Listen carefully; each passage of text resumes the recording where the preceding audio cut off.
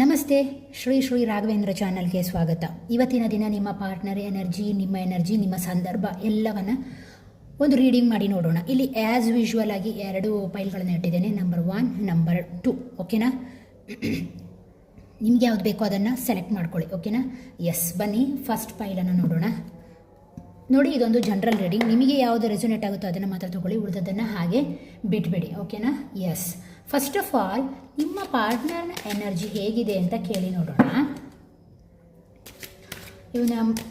Universe ಇವರ ಪಾರ್ಟ್ನರ್ನ ಎನರ್ಜಿಯನ್ನು ಕರೆಕ್ಟಾಗಿ ಹೇಳ್ತೀರಾ? ಏನಿದೆ ಇವರ ಪಾರ್ಟ್ನರ್ನ ಮನಸ್ಥಿತಿ ಈಗ ಹೇಗಿದೆ ಅಂತ ಹೇಳಿ ದಯವಿಟ್ಟು. 2 ಆಫ್ ವಾಂಡ್ಸ್, 3 ಆಫ್ ವಾಂಡ್ಸ್, ನಿಮ್ಮ ಎನರ್ಜಿ. ಓಕೆ, ಎಸ್, ಬನ್ನಿ ನೋಡೋಣ ಈಗ ಹೇಗಿದೆ ಅಂತ. ಒಂದು ನಿಮಿಷ. ಎಸ್, ಪ್ರಸ್ತುತವಾಗಿ ಅವರ ಎನರ್ಜಿಯನ್ನು ಕೇಳಿದಾಗ ನೋಡಿ, ಕೆಲವರಿಗೆ ಏನಾಗಿದೆ ಅಂತ ಹೇಳಿದರೆ, ಅನ್ಮ್ಯಾರಿಡ್ ಆಗಿದ್ದರೆ ನಿಮ್ಮನ್ನು ಪ್ರೀತಿಸ್ತಾರ, ನಿಮ್ಮ ನಿಮಗೆ ಫೀಲಿಂಗ್ ನಿಮ್ಮ ಬಗ್ಗೆ ಇದೆಯಾ ಅಂತ ಕೇಳಿದಾಗ ಎಸ್, ಆ ವ್ಯಕ್ತಿಗೆ ನಿಮ್ಮ ಬಗ್ಗೆ ಫೀಲಿಂಗ್ಸ್ ಇದೆ, ನಿಮ್ಮ ಬಗ್ಗೆ ತುಂಬ ಕನಸುಗಳಿದೆ, ನಿಮ್ಮ ಕುರಿತವ್ರು ತುಂಬಾ ಆಲೋಚನೆ ಮಾಡ್ತಾರೆ. ಆದರೆ ಅವರ ಜೀವನದಲ್ಲಿ ಅವರಿಗೆ ಆಪ್ಷನ್ಸ್ ಕೂಡ ಇದೆ ಅನ್ನುವಂಥದ್ದನ್ನು ಹೇಳ್ತಾ ಇದ್ದಾರೆ. ಅದರ ಜೊತೆಗೆ ಆ ವ್ಯಕ್ತಿ ಏನು ಅಂತ ಹೇಳಿದರೆ, ಕೆಲವು ಎಜೆಂಡಾ, ಕೆಲವು ಡಿಸಿಷನ್ಸ್ಗಳನ್ನು ತಗೊಳ್ಳಿಕ್ಕೆ ತಯಾರಿದ್ದಾರೆ. ಅದು ಈಗಲೂ ಕೂಡ ಅದನ್ನು ಹಿಡನ್ ಮಾಡ್ತಾ ಇದ್ದಾರೆ. ಬಹುಶಃ ಅವರ ಒಂದು ಮನೆಯ ಪ್ರಭಾವ, ಸೋಷಿಯಲ್ ಇಶ್ಯೂಸ್ಗಳು ಅವರನ್ನು ಮುಚ್ಚಿ ಹಿಡುವಾಗೆ ಮಾಡ್ತಾ ಇದೆ ಅನ್ನುವಂತಹದ್ದನ್ನು ಹೇಳ್ತಾ ಇದೆ. ಆ ವ್ಯಕ್ತಿಯ ಮನಸ್ಸಿನಲ್ಲಿ ಓಡ್ತಾ ಇರುವಂತಹದ್ದೇನು ಅಂತ ಕೇಳಿದಾಗ, ಪ್ರಸ್ತುತವಾಗಿ ಎಲ್ಲವೂ ಸಮಯವನ್ನು ಅವಲಂಬಿಸ್ತಾ ಇದೆ, ಕಾಲವನ್ನು ಅವಲಂಬಿಸ್ತಾ ಇದೆ. ನಾನು ಈಗ ನಿರ್ಧಾರವನ್ನು ತಗೊಂಡ್ರೆ ಬಹುಶಃ ಮುಂದೆ ಅದು ಸೈಡ್ ಎಫೆಕ್ಟ್ ಆಗ್ಬೋದು ಅನ್ನುವಂತಹ ಒಂದು ಮನಸ್ಥಿತಿ ಕೂಡ ಅವರಲ್ಲಿ ಓಡ್ತಾ ಇದೆ. ಓಕೆನಾ? ಮ್ಯಾರಿಡ್ ಪರ್ಸನ್ ಆಗಿದ್ದರೆ ಎಸ್, ನಿಮ್ಮ ಬಗ್ಗೆ ಫೀಲಿಂಗ್ಸ್ ಇದೆಯಾ? ಎಸ್, ಅವರಿಗೆ ಅವರ ಕರಿಯರ್ ಮೇಲೆ ಕೂಡ ಅಷ್ಟೇ ಒಂದು ಚಿಂತೆ ಇದೆ. ಓಕೆನಾ? ಪ್ಯಾಷನೆಟ್ ಆಗಿದ್ದಾರೆ ಅನ್ನುವಂತಹದನ್ನು ಸೂಚಿಸ್ತಾ ಇದೆ. ಯಾಕೆ ಅಂತ ಹೇಳಿದರೆ, ಅವರ ಸುತ್ತಮುತ್ತ ಇರುವಂತಹ ವ್ಯಕ್ತಿಯ ಎನರ್ಜಿ ಅವರನ್ನು ಪ್ರೀತಿಯ ವಿಚಾರ, ಫೀಲಿಂಗ್ಸ್ ಅನ್ನೋದಕ್ಕಿಂತ ಪಕ್ಕ ಪ್ರಾಕ್ಟಿಕಲ್ ಆಗಿ ಮಾಡ್ತಾ ಇದೆ ಅನ್ನುವಂತಹದ್ದನ್ನು ಕೂಡ ಈ ಕಾರ್ಡ್ ಹೇಳುತ್ತೆ. ನೆಕ್ಸ್ಟ್ 3 ಆಫ್ ವಾಂಡ್ಸ್ ಬಂದಿದೆ. 3 ಆಫ್ ವಾಂಡ್ಸ್ ಏನನ್ನು ಹೇಳುತ್ತೆ ಅಂತ ಹೇಳಿದರೆ, ಅನ್ಮ್ಯಾರಿಡ್ ಪರ್ಸನ್ ಆಗಿದ್ದರೆ ನಿಮ್ಮಿಂದ ಆ ಒಂದು ಅದೇನಂತಾರೆ ಕನ್ಫೆಸ್ ಮಾಡ್ಕೊಳ್ಳುವಂತಹದ್ದು, ಅದನ್ನು ಅವರು ನಿರೀಕ್ಷೆ ಮಾಡ್ತಾ ಇದ್ದಾರೆ. ಈ ಪ್ರೀತಿಯಲ್ಲಿ ನಾನು ಮಾತ್ರ ಹೇಳುವಂತಹದ್ದಲ್ಲ, ಆ ವ್ಯಕ್ತಿಯ ಮನೋಭಾವನೆ ಏನಿರಬಹುದು, ಆ ವ್ಯಕ್ತಿ ನನ್ನ ಹತ್ರ ಹೇಳ್ಕೊಡ್ಲಿ ಅನ್ನುವಂತಹ ಒಂದು ಥಾಟ್ಸ್ ಅವರ ಮನಸ್ಸಿನಲ್ಲಿ ಓಡ್ತಾ ಇದೆ.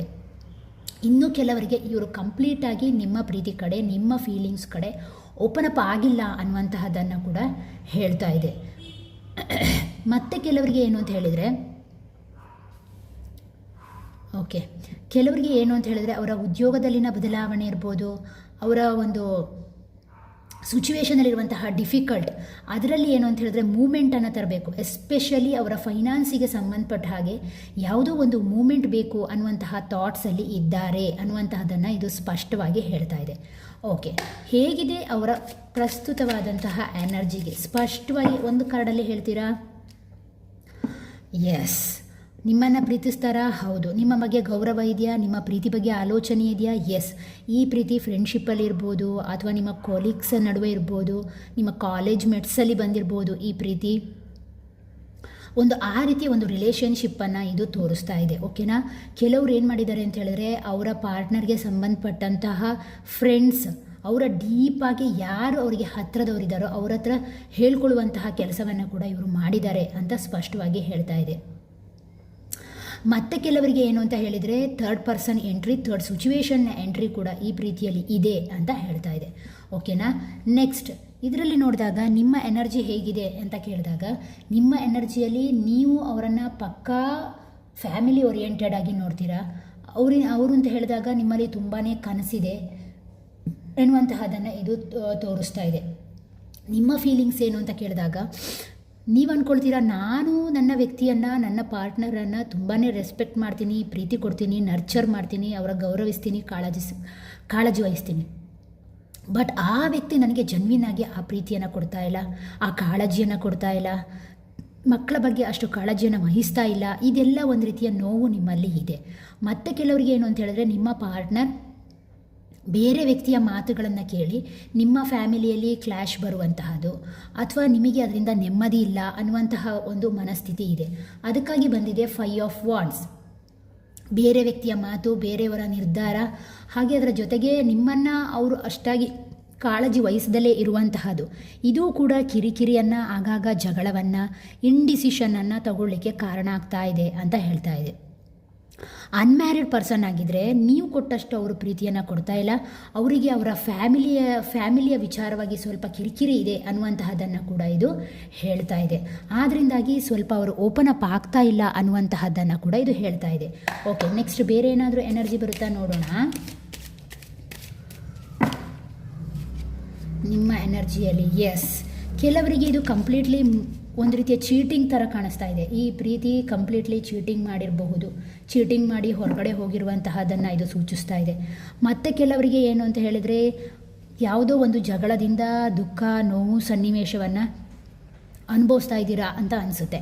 ಬಹುಶಃ ಸೋಷಿಯಲ್ ಇಶ್ಯೂಸ್, ಅವರ ಏಜು ನಿಮ್ಮ ಏಜು ನಡುವೆ ಗ್ಯಾಪ್ ಇರ್ಬೋದು, ಅಥವಾ ಕಾಸ್ಟ್ ಕಾರಣ ಆಗಿರ್ಬೋದು, ಅಥವಾ ಫೈನಾನ್ಷಿಯಲ್ ಹಿಟ್ಗಳು ಕೂಡ ಕಾರಣ ಆಗಿರ್ಬೋದು, ಅಥವಾ ಗಾಸಿಪ್ಗಳು ಕೂಡ ಇಲ್ಲಿ ಕಾರಣ ಆಗಿರಬಹುದು.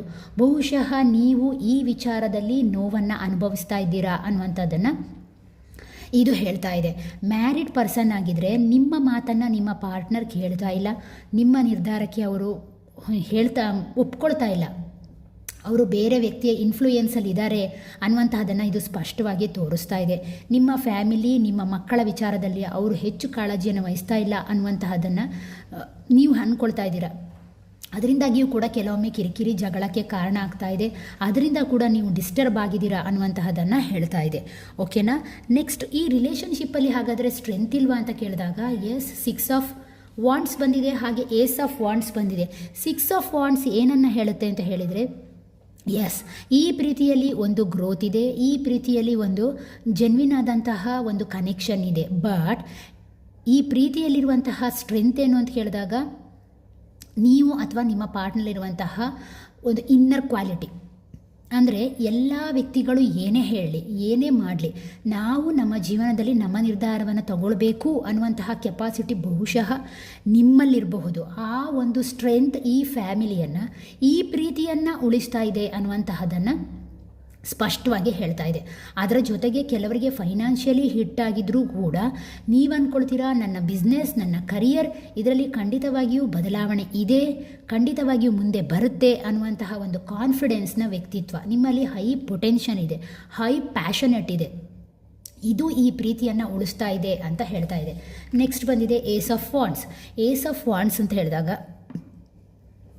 ನಿಮ್ಮ ಎನರ್ಜಿಯನ್ನು ಚೆಕ್ ಮಾಡಿ ನೋಡಿದಾಗ, ಎಸ್, ನಿಮಗೆ ಏನು ಅಂತ ಹೇಳಿದರೆ ದೇವರ ಒಂದು ಬ್ಲೆಸ್ಸಿಂಗ್ ಇದೆ ಸ್ಟ್ರೆಂತಾಗಿ ನೋಡಿದಾಗ.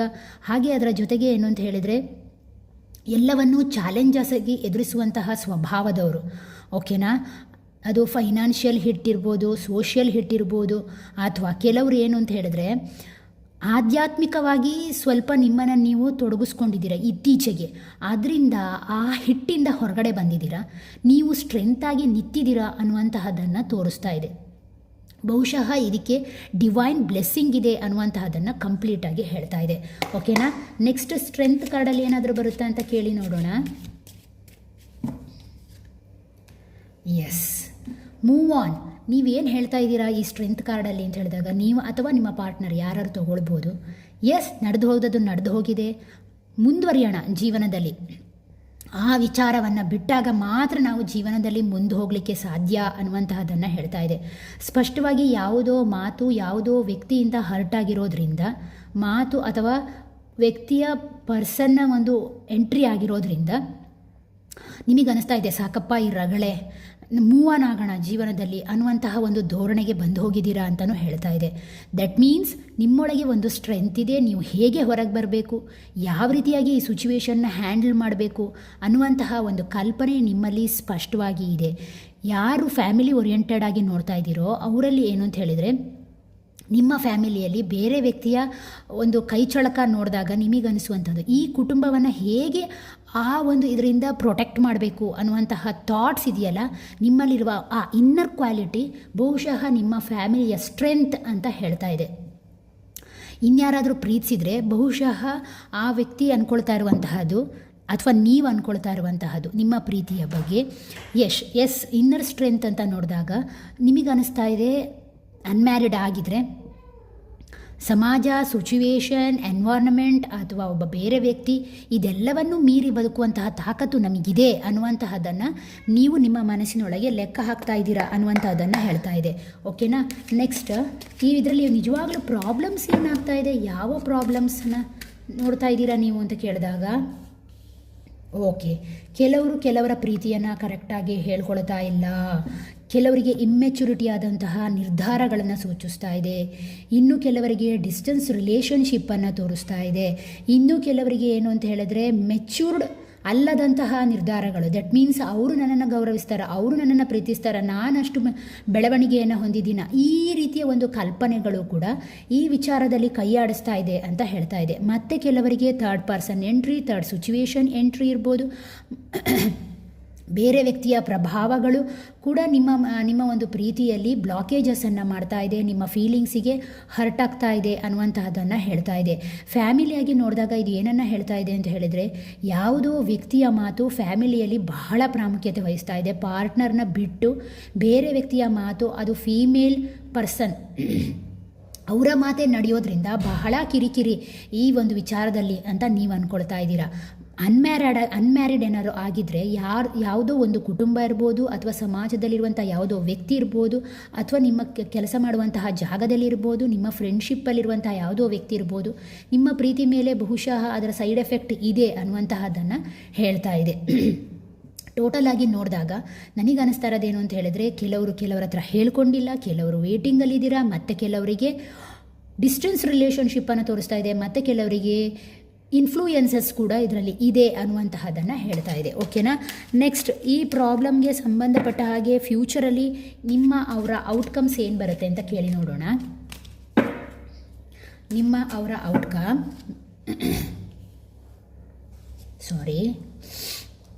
ಸಾರಿ ಫ್ಯೂಚರಲ್ಲಿ ನೋಡಿದಾಗ ಏನಾಗ್ಬೋದು ಅಂತ ಹೇಳಿದ್ರೆ, ಲೋನ್ಲಿನೆಸ್ ಅನುಭವಿಸುವಂತಹ ಸಾಧ್ಯತೆ ಇದೆ. ಕೆಲವರು ಇಲ್ಲಿ ಲೋನ್ಲಿನೆಸ್ ಅನುಭವಿಸುವಂತಹ ಸಾಧ್ಯತೆ ಇದೆ. ನಿಮ್ಮೊಳಗೆ ನೀವು ಇನ್ನರ್ ಬೆಳೆಯುವಂತಹ ಅವಕಾಶವನ್ನು ಯೂನಿವರ್ಸ್ ನಿಮಗೆ ಕೊಡ್ತಾ ಇದೆ ಅಂತ ಹೇಳ್ತಾ ಇದೆ. ಯಾಕೆ ಅಂತ ಹೇಳಿದ್ರೆ, ಆಲ್ರೆಡಿ ನೀವು ಕನ್ಫ್ಯೂಷನಲ್ಲಿರುವಂತಹದ್ದು ಸ್ಪಷ್ಟವಾಗಿ ನನಗೆ ಕಾಣಿಸ್ತಾ ಇದೆ.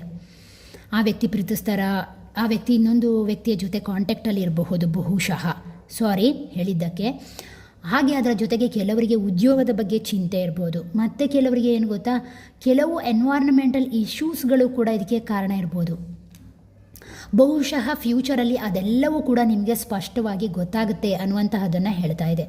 ಇನ್ ಫ್ಯೂಚರಲ್ಲಿ ನೀವು ಆ ಒಂಟಿತನವನ್ನು ಅನುಭವಿಸಿದ್ರು, ಮುಂದೆ ಅದು ನಿಮ್ಮನ್ನು ಒಂದು ರೀತಿಯ ಫ್ಯೂಚರ್ಗೆ, ಒಂದು ಪಾಸಿಟಿವ್ ಫ್ಯೂಚರ್ಗೆ ಕೊಂಡೋಗ್ಬೋದು. 5 ಆಫ್ ಪೆಂಟಿಕಲ್ಸ್ ಆ್ಯಕ್ಚುಲಿ ಇದು ಬ್ಲಾಕೇಜಸ್ಗೆ ಬಂದಾಗ ಇದು ಏನನ್ನು ತೋರಿಸುತ್ತೆ ಅಂತ ಹೇಳಿದರೆ, ನೋವು, ಹತಾಶೆ, ಒಂದು ಬಡತನ, ಲೋನ್ಲಿನೆಸ್ಸನ್ನು ತೋರಿಸುತ್ತೆ. ಬಟ್ ಇಲ್ಲಿ ಫ್ಯೂಚರ್ ಕಮ್ಮಲ್ಲಿ ಏನಾಗ್ಬೋದು ಅಂತ ಹೇಳಿದ್ರೆ, ನೀವು ಅದರಿಂದ ಮೂವ್ ಆಗ್ತೀರಾ, ನೀವು ಅದರಿಂದ ಹೊರಗಡೆ ಬರ್ತೀರಾ. ನಿಮಗೆ ನಿಜವಾದಂತಹ ಕನೆಕ್ಷನ್ ಯಾವುದು, ನಿಜವಾದಂತಹ ಪ್ರೀತಿ ಅಂದರೆ ಏನು ಅಂತ ಹೇಳಿ ನಿಮಗೆ ಅರ್ಥ ಆಗುತ್ತೆ. ಆ ಸೆಲ್ಫ್ ಎಸ್ಟೀಮನ್ನು ಬೆಳೆಸ್ಕೊಳ್ತೀರಾ. ನಿಮಗೆ ನೀವು ಏನನ್ನು ಆಸೆ ಪಡ್ತಾ ಇದ್ದೀರೋ ಆ ಒಂದು ರೆಸ್ಪೆಕ್ಟ್, ಆ ಒಂದು ಕ್ರಿಯೇಟಿವ್ನೆಸ್ ಇರ್ಬೋದು, ನಿಮ್ಮಲ್ಲಿರುವಂತಹ ಆ ಒಂದು ಥಾಟ್ಸ್ ಹೊರಗಡೆ ಬರುತ್ತೆ ಅನ್ನುವಂತಹದ್ದನ್ನು ಯೂನಿವರ್ಸ್ ಹೇಳ್ತಾ ಇದೆ. ಓಕೆನಾ. ನೆಕ್ಸ್ಟ್, ಇನ್ನೇನಾದರೂ ಬರುತ್ತಾ ಫ್ಯೂಚರ್ ಔಟ್ಕಮ್ಮಲ್ಲಿ?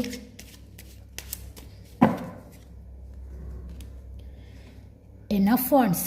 ಎಸ್, ನಿಮ್ಮ ಇನ್ನರ್ ಸ್ಟ್ರೆಂತ್ ನೋಡಿ, ಇಲ್ಲಿ ಲೋನ್ಲಿನೆಸ್ ಕಾಣಿಸ್ತಾ ಇದೆ. ನಿಮ್ಮ ಇನ್ನರ್ ಸ್ಟ್ರೆಂತಿಂದ ನಿಮ್ಮ ಫ್ಯಾಮಿಲಿಯ, ಕುಟುಂಬದ ಒಳಗಿನ ಯಾವುದೇ ಇನ್ಫ್ಲೂಯೆನ್ಸಸ್ ಕೂಡ ಹೊರಗಡೆ ಹೋಗುತ್ತೆ.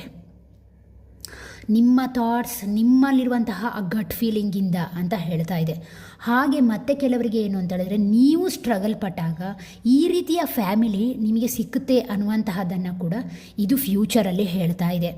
ಬಹುಶಃ ಕೆಲವರಿಗೆ ಇಲ್ಲಿ ಫೈನಾನ್ಷಿಯಲ್ ಹಿಟ್ ಇರ್ಬೋದು, ಕೆಲವರಿಗೆ ಕೆಲವು ವ್ಯಕ್ತಿಯ ಮಾತುಗಳು ಕೂಡ ಇಷ್ಟ ಆಗ್ತಾ ಇಲ್ಲ ಅಂತ ಅನಿಸುತ್ತೆ. ಯಾಕೆಂದರೆ ಇಲ್ಲಿ ಚೀಟಿಂಗ್ ಕಾರ್ಡ್ ಬಂದಿರೋದ್ರಿಂದ ಆದ್ದರಿಂದಾಗಿ ಟೋಟಲಾಗಿ ನೋಡಿದಾಗ ನೀವು ಯಾವಾಗ ಈ ವಿಚಾರದಲ್ಲಿ ಸ್ಟ್ರೆಂತನ್ನು ತಗೊಳ್ತಿರೋ, ನಿಮ್ಮ ಫೈನಾನ್ಷಿಯಲ್ ವಿಚಾರದಲ್ಲಿ ಇರ್ಬೋದು, ನಿಮ್ಮ ಬಿಸ್ನೆಸ್ನ ವಿಚಾರದಲ್ಲಿ ಇರ್ಬೋದು, ಅಥವಾ ಬೇರೆ ವ್ಯಕ್ತಿಯನ್ನು ಒಂದು ನಿಮ್ಮ ಫ್ಯಾಮಿಲಿಯಿಂದ ಹೊರಗಡೆ ಮಾಡುವಂತಹದ್ದು, that means third person third situation, ಇದರಿಂದ ನೀವು ಯಾವಾಗ ಇನ್ನರ್ ಸ್ಟ್ರೆಂತನ್ನು ಪಡ್ಕೊಳ್ತಿರೋ ಖಂಡಿತವಾಗಿಯೂ ನಿಮಗೆ ದೇವರ ಒಂದು ಬ್ಲೆಸ್ಸಿಂಗ್ ಇದೆ. ಅದರ ಜೊತೆಗೆ ನಿಮ್ಮ ಇನ್ನರ್ ಸ್ಟ್ರೆಂತ್ ಎಲ್ಲದಕ್ಕೂ ಕಾರಣ ಆಗುತ್ತೆ ಅನ್ನುವಂತಹದ್ದನ್ನು ಇದು ಹೇಳ್ತಾ ಇದ್ದಾರೆ. ಓಕೆನಾ. ನೆಕ್ಸ್ಟ್ ಟುಗೆದರ್ ಮಾಡಿ ನೋಡುವ. ಈ ಕಾರ್ಡ್ಗಳಲ್ಲಿ ಟುಗೆದರ್ ಆಗಿ ಏನಾದರೂ ರೀಡಿಂಗ್ಸ್ ಹೇಳುತ್ತಾ? ಟುಗೆದರ್ ಈ ಕಾರ್ಡ್ಸ್ ಏನಾದರೂ ಹೇಳುತ್ತಾ ಔಟ್ಕಮ್ಮಲ್ಲಿ? ನೋಡಿ, ನೈಟ್ ಆಫ್ ಸೋರ್ಸ್. ಯಾವ ವ್ಯಕ್ತಿಯ ಬಗ್ಗೆ ನೀವು ಮಾತಾಡಬೇಕು ಅಂದ್ಕೊಂಡಿದ್ದೀರೋ, ಯಾರ ಹತ್ರ ನಿಮ್ಮ ಪ್ರೀತಿ ಫೀಲಿಂಗ್ಸನ್ನು ಹೇಳಬೇಕು ಅಂದ್ಕೊಂಡಿದ್ದೀರೋ ಅದನ್ನು ಕರೆಕ್ಟಾಗಿ ಕನ್ವೆ ಮಾಡಿ. ಅದು ಯಾಕೆ ಆ ರೀತಿ ಡಿಲೇ ಆಗ್ತಾ ಇದೆ ಅನ್ನುವಂತಹದ್ದನ್ನು ಅದು ಹೇಳ್ತಾ ಇದೆ. ಅಂದರೆ ನೀವು ಆ ವ್ಯಕ್ತಿಯ ಜೊತೆ ಕೂತು ಮಾತಾಡಿ, ಆ ವ್ಯಕ್ತಿಯ ಕಮಿಟ್ಮೆಂಟ್ಸ್ಗಳು ಏನಿದೆ ಅದನ್ನೆಲ್ಲ ತಿಳ್ಕೊಳ್ಳಿ. ನಿಮ್ಮ ಇನ್ನರ್ ಒಳಗಡೆ ಇರುವಂತಹ ಭಯ, ಆ ಫಿಯರ್, ನಿಮ್ಮ ಒಳಗಿರುವಂತಹ ಭಯವನ್ನು ಬಿಟ್ಟುಬಿಡಿ, ಮಾತನ್ನು ಮುಂದುವರಿಸಿ. ಆ ವ್ಯಕ್ತಿ ನಿಮ್ಮ ಬಗ್ಗೆ ಆಲೋಚನೆಯಲ್ಲಿ ಇದ್ದಾರೆ ಅನ್ನುವಂತಹದ್ದನ್ನು ಹೇಳ್ತಾ ಇದೆ. ಅನ್ಮ್ಯಾರಿಡ್ಗೆ.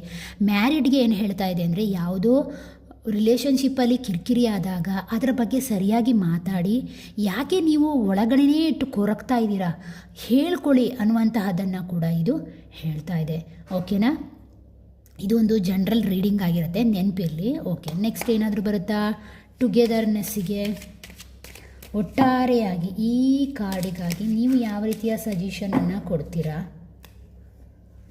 S, 10 of pentacles. ಕೆಲವರಿಗೆ ಫೈನಾನ್ಷಿಯಲಿ ಹಿಟ್ಟಾಗಿದೆ ಅನಿಸುತ್ತೆ. ಎಸ್, ನೀವು ಅಂದ್ಕೊಳ್ತಾ ಇದ್ದೀರಾ ನನಗೆ ಉದ್ಯೋಗ ಬೇಕು, ನಾನೇನಾದರೂ ಮಾಡಬೇಕು, ನನ್ನಲ್ಲೂ ಕ್ರಿಯೇಟಿವ್ನೆಸ್ ಇದೆ ಅಂತ ನೀವು ಅಂದ್ಕೊಳ್ತಾ ಇದ್ದೀರಾ. ಅನ್ಮ್ಯಾರಿಡ್ ಯಾರಿದ್ದೀರೋ ಅವರು ಬಹುಶಃ ಕೆಲವರು. ಇನ್ನು ಕೆಲವರಿಗೆ ಏನು ಅಂತ ಹೇಳಿದ್ರೆ, ಮುಂದುವರಿಲಿಕ್ಕೆ ಅವರ ಮಕ್ಕಳು, ಅವರ ಫ್ಯಾಮಿಲಿ, ಇದೆಲ್ಲದರ ಬಗ್ಗೆ ಆಲೋಚನೆ ಇರ್ಬೋದು. ಬಟ್ ನಿಮಗೆ ಹೇಳ್ತಾ ಇದೆ ಯೂನಿವರ್ಸ್, ಮುಂದುವರಿರಿ, ಬ್ಯಾಲೆನ್ಸ್ ಮಾಡ್ಕೊಳ್ಳಿ ಜೀವನದಲ್ಲಿ ಎನ್ನುವಂತಹದ್ದನ್ನು ಹೇಳ್ತಾ ಇದೆ. ಮತ್ತು ಕೆಲವರಿಗೆ ಏನು ಅಂತ ಹೇಳಿದ್ರೆ, ಅನ್ಮ್ಯಾರಿಡ್ ಆಗಿದ್ದರೆ, ಎಸ್, ನಿಮ್ಮ ಜೀವನದಲ್ಲಿ ಫೀಮೇಲ್ ಮೇಲ್ನ ಯಾವುದೋ ಒಂದು ಥರ್ಡ್ ಪರ್ಸನ್ನ ಎಂಟ್ರಿ ಇದೆ, ಥರ್ಡ್ ಸಿಚುವೇಶನ್ನ ಎಂಟ್ರಿ ಇದೆ, ನೀವು ಸರಿಯಾಗಿ ಮಾತಾಡ್ಕೊಳ್ಳಿ, ಅದರ ಬಗ್ಗೆ ಡಿಸ್ಕಷನ್ ಮಾಡ್ಕೊಳ್ಳಿ ಅನ್ನುವಂತಹದ್ದನ್ನು ಹೇಳ್ತಾ ಇದೆ. ಯಾಕೆಂದರೆ ಈ ವ್ಯಕ್ತಿಯ ಕಡೆಗೆ ಹೆಚ್ಚು ಫೋಕಸ್ ಆಗಿರೋದ್ರಿಂದ ನಿಮ್ಮ ಪಾರ್ಟ್ನರ್ ನಿಮ್ಮ ಕಡೆಯೇ ಇದ್ದಾರೆ, ಅವರೇನು ಬಿಟ್ಟು ಹೋಗಿಲ್ಲ. ಬಟ್ ನಿಮ್ಮ ಮಾತಿನ ಮೇಲೆ ಇದು ನಿಂತಿದೆ, ನಿಮ್ಮ ಆಲೋಚನೆ, ನೀವು ತಗೊಳ್ಳುವಂತಹ ನಿರ್ಧಾರದ ಮೇಲೆ ನಿಂತಿದೆ ಅನ್ನುವಂತಹದ್ದನ್ನು ಕೂಡ ಇದು ಟೋಟಲ್ ಆಗಿ ಹೇಳ್ತಾ ಇದೆ. ಓಕೆನಾ. ಓಕೆ, ಇದಾಗಿತ್ತು ಫಸ್ಟ್ ಒನ್ ರೀಡಿಂಗ್ ಅವ್ರದ್ದು. ಓಕೆ, ನೆಕ್ಸ್ಟ್ ರೀಡಿಂಗ್ ಯಾವ ರೀತಿ ಬರುತ್ತೆ ಅಂತ ನೋಡ್ತಾ ಹೋಗೋಣ. ನೆಕ್ಸ್ಟ್ ಪೈಲ್ ಆಯ್ಕೆ ಮಾಡಿದವರಿಗೆ ನಿಮ್ಮ ಫೀಲಿಂಗ್ಸ್, ಆ್ಯಕ್ಚುಲಿ ನಿಮ್ಮ ಈ ಪ್ರೀತಿಯ ಬಗ್ಗೆ, ನಿಮ್ಮ ಫೀಲಿಂಗ್ಸ್ ಬಗ್ಗೆ ಏನಿದೆ ಅಂತ ಕಾರ್ಡನ್ನು ಕೇಳಿ ನೋಡೋಣ. ಓಕೆ, ಎಸ್,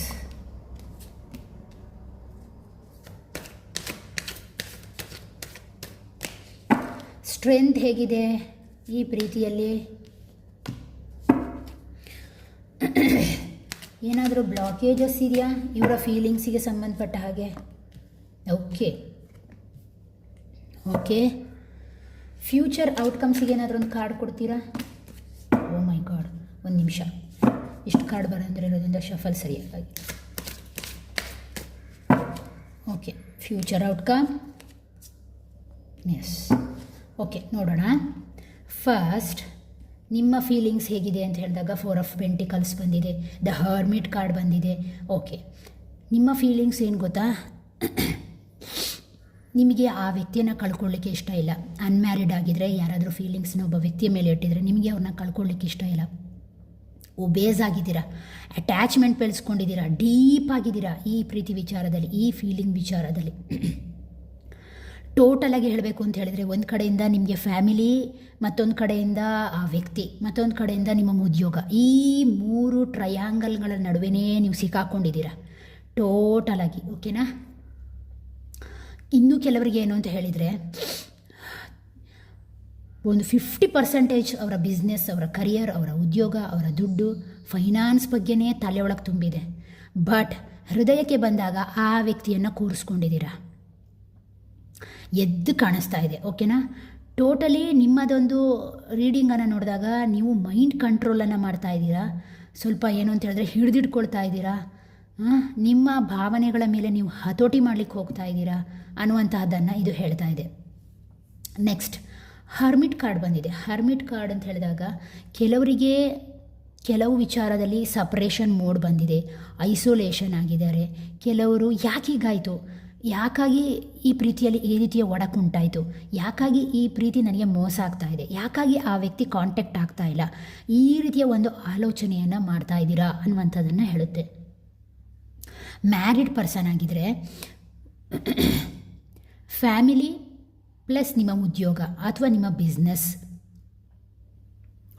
ಅಥವಾ ನೀವಿರುವಂತಹ ಸ್ಥಳ ಇದರ ಬಗ್ಗೆ ತುಂಬಾ ಥಿಂಕ್ ಮಾಡ್ತಾ ಇದ್ದೀರಾ ಅನ್ನುವಂತಹದ್ದನ್ನು ಇದು ಪರ್ಟಿಕ್ಯುಲರಾಗಿ ಹೇಳ್ತಾ ಇದೆ. ಇನ್ನು ಕೆಲವರಿಗೆ ಏನು ಗೊತ್ತಾ, ಕೆಲವರು ಪಾರ್ಟ್ನರ್ಸ್ಗಳು ತುಂಬಾ ಸ್ಪಿರಿಚುವಲ್ ಆಗಿ ಡೆವಲಪ್ ಆಗ್ತಾ ಇದ್ದೀರಾ, ಮುಂದೆ ಮುಂದೆ ಮುಂದೆ ಹೋಗ್ತಾ ಇದ್ದೀರಾ.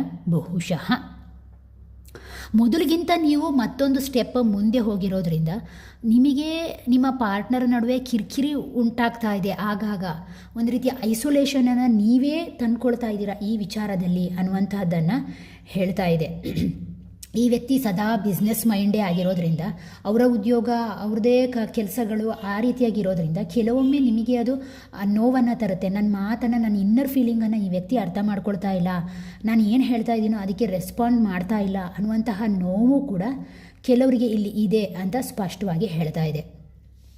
ಓಕೆ, ನೆಕ್ಸ್ಟ್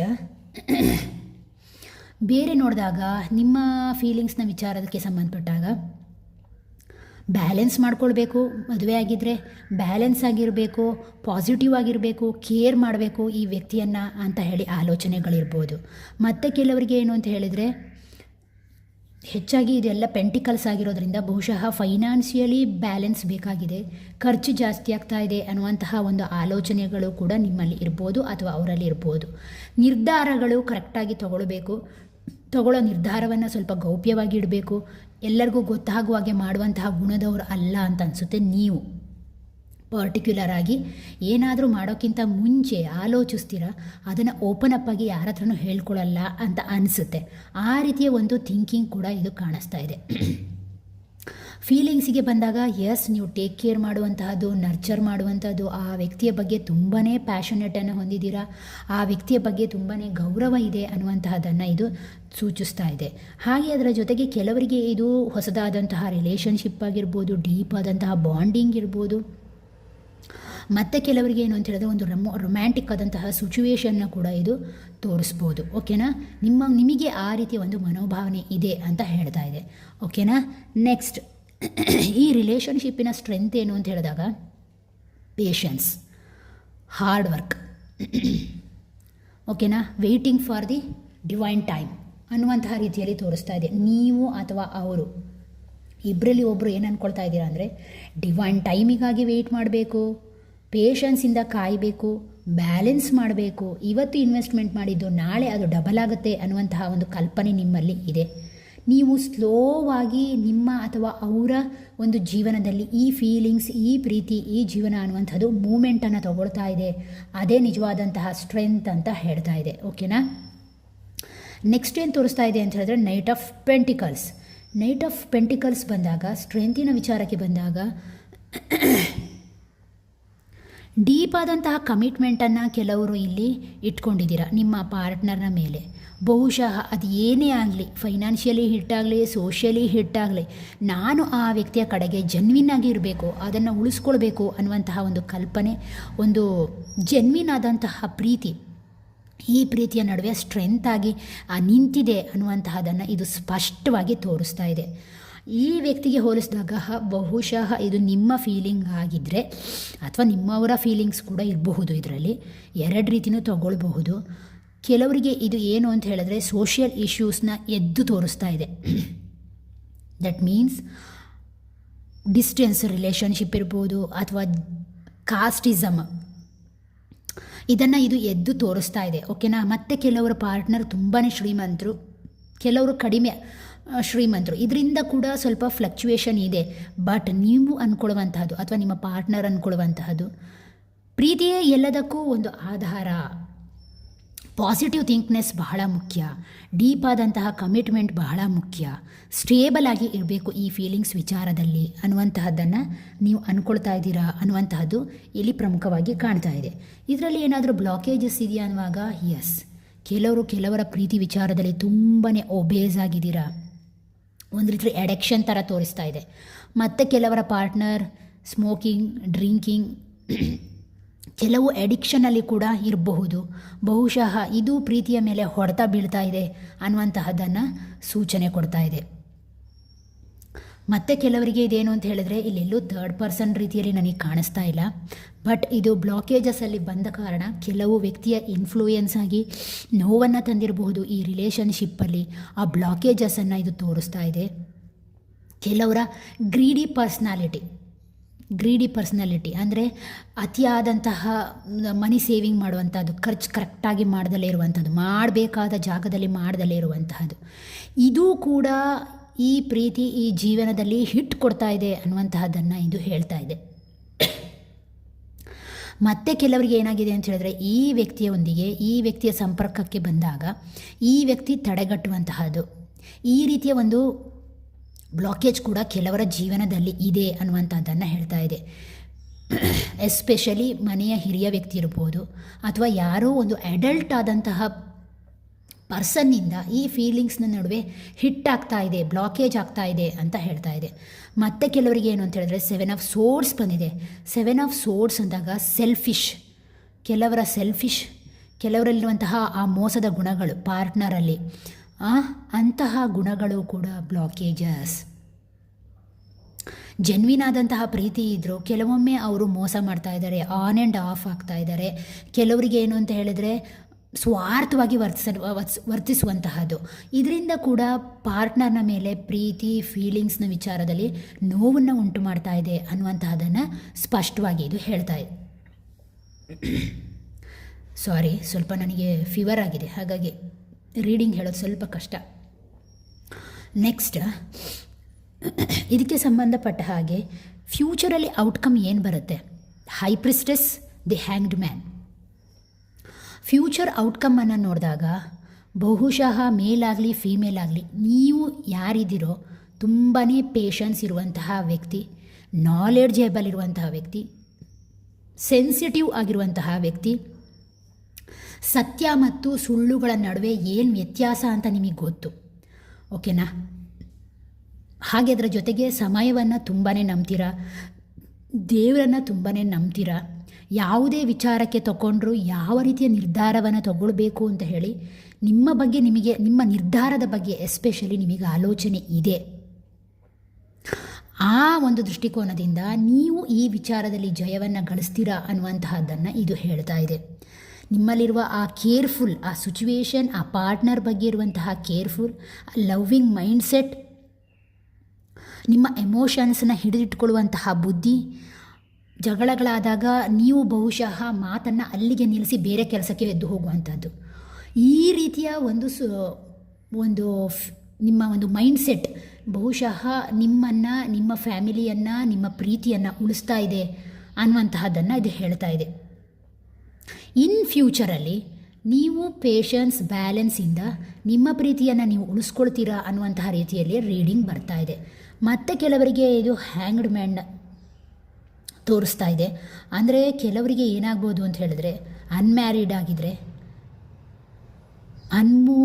ಮೂಮೆಂಟ್ ಇಲ್ಲದೆ ಇರುವಂತಹ ಸಿಚುವೇಶನ್ ಬರಬಹುದು, ರಿಲೇಷನ್ಶಿಪ್ಪಲ್ಲಿ ಸ್ಯಾಕ್ರಿಫೈಸ್ ಮಾಡಬೇಕಾದಂತಹ ಪರಿಸ್ಥಿತಿ ಬರಬಹುದು. ಕೆಲವರಿಗೆ ಡಿವೈನ್ ವೆಯ್ಟಿಂಗ್ ಆಗುವಂತಹ ಚಾನ್ಸಸ್ ಜಾಸ್ತಿ ಇದೆ. ಟೈಮಿಂಗ್ಸ್, ಸಮಯವನ್ನು ಈ ಒಂದು ವಿಚಾರ ತಗೊಳ್ಳುತ್ತೆ ಅನ್ನುವಂತಹದ್ದನ್ನು ಇದು ಹೇಳ್ತಾ ಇದೆ. ಓಕೆನಾ? ನೆಕ್ಸ್ಟ್ ಟುಗೆದರ್ ಆಗಿ ನೋಡೋಣ. ಈ ಕಾರ್ಡ್ ರೀಡಿಂಗಿಗೆ ಟುಗೆದರ್ ಆಗಿ ಏನಾದರೂ ಯೂನಿವರ್ಸ್ ಹೇಳುತ್ತಾ? ಟುಗೆದರ್ ಆಗಿ ಏನಾದರೂ ಕೇಳಿದಾಗ ಎಸ್, ಯಾಕಿಲ್ಲ, ಪ್ರೀತಿ ಇದೆ, ಬಟ್ ನಿಮ್ಮಷ್ಟವ್ರು ಕೊಡಲ್ಲ ಆ ವ್ಯಕ್ತಿ ಅನ್ನುವಂತಹದನ್ನು. ಒಬ್ಬರು ತುಂಬಾ ಮುಕ್ತವಾಗಿ ತೋರಿಸ್ಕೊಳ್ಳುವಂತಹವರು, ಒಬ್ಬರು ಅದನ್ನು ಡೀಪಾಗಿ ಒಳಗಿಟ್ಕೊಂಡು ಆ ಒಂದು ಫೀಲಿಂಗ್ಸನ್ನು ವ್ಯಕ್ತಪಡಿಸುವಂತಹ ವ್ಯಕ್ತಿ ಅನ್ನುವಂಥದ್ದನ್ನು ಹೇಳ್ತಾ ಇದೆ. ದ ಸ್ಟಾರ್ ಕಾರ್ಡ್ ಕೂಡ ಬಂದಿದೆ. ಎಸ್, ಅನ್ಮ್ಯಾರಿಡ್ ಆಗಿದ್ರೂ ಕೂಡ ಅಷ್ಟೇ, ಕಾಮಾಗಿರಿ, ಕೂಲಾಗಿರಿ, ಸಮಯ ಎಲ್ಲವನ್ನ ನಿರ್ಧರಿಸುತ್ತೆ, ಪ್ರತಿಯೊಂದನ್ನು ಬದಲಾವಣೆಗೆ ತರುತ್ತೆ. ಹಾರ್ಮನಿಯಿಂದ ಇರಿ, ಬ್ಯಾಲೆನ್ಸ್ ಆಗಿರಿ. ಪ್ರೀತಿಯಲ್ಲಿ ಬ್ಯಾಲೆನ್ಸ್ ಅನ್ನುವಂತಹದ್ದು ಬಹಳ ಮುಖ್ಯ. ಏನಾಗಬೇಕೋ ಅದು ಆಗುತ್ತೆ, ಡಿವೈನ್ಗೆ ಸರೆಂಡರ್ ಆಗಿ ಅನ್ನುವಂತಹ ರೀತಿಯಲ್ಲಿ ಈ ಕಾರ್ಡ್ ನಿಮಗೆ ಹೇಳ್ತಾ ಇದೆ. ಅನಗತ್ಯವಾಗಿ ಚಿಂತೆ ಮಾಡಲಿಕ್ಕೆ ಹೋಗಬೇಡಿ. ಡಿವೈನ್ ಬ್ಲೆಸ್ಸಿಂಗ್ ಇಲ್ಲೂ ಇದೆ, ಇಲ್ಲೂ ಇದೆ. ಹಾಗಾದ ಕಾರಣ ನಿಮ್ಮ ಜೀವನದ ಸಿಚುವೇಶನ್ಗೆ ಯಾವುದೇ ಬರಲಿ, ಅದನ್ನು ದೇವರು ಆ ಸಂದರ್ಭದಲ್ಲಿ ನಿಮ್ಮನ್ನು ಖಂಡಿತವಾಗಿಯೂ ಪ್ರೊಟೆಕ್ಟ್ ಮಾಡ್ತಾರೆ ಅನ್ನುವಂತಹ ರೀತಿಯಲ್ಲಿ ಈ ಕಾರ್ಡ್ ನಿಮಗೆ ಹೇಳ್ತಾ ಇದೆ. ಓಕೆನಾ? ಎಸ್, ಇದಾಗಿತ್ತು ಇವತ್ತಿನ ನಿಮ್ಮ ಮತ್ತು ನಿಮ್ಮ ಪಾರ್ಟ್ನರ್ನ ಪ್ರೀತಿಯ ಒಂದು ಸಿಚುವೇಶನ್ ಫೀಲಿಂಗ್ಸ್. ಓಕೆನಾ? ನೆಕ್ಸ್ಟ್ ರೀಡಿಂಗಲ್ಲಿ ಮತ್ತೆ ನಿಮ್ಮನ್ನು ಭೇಟಿ ಆಗ್ತೇನೆ. ಅಲ್ಲಿವರೆಗೂ ಬಾಯ್, ಟೇಕ್ ಕೇರ್.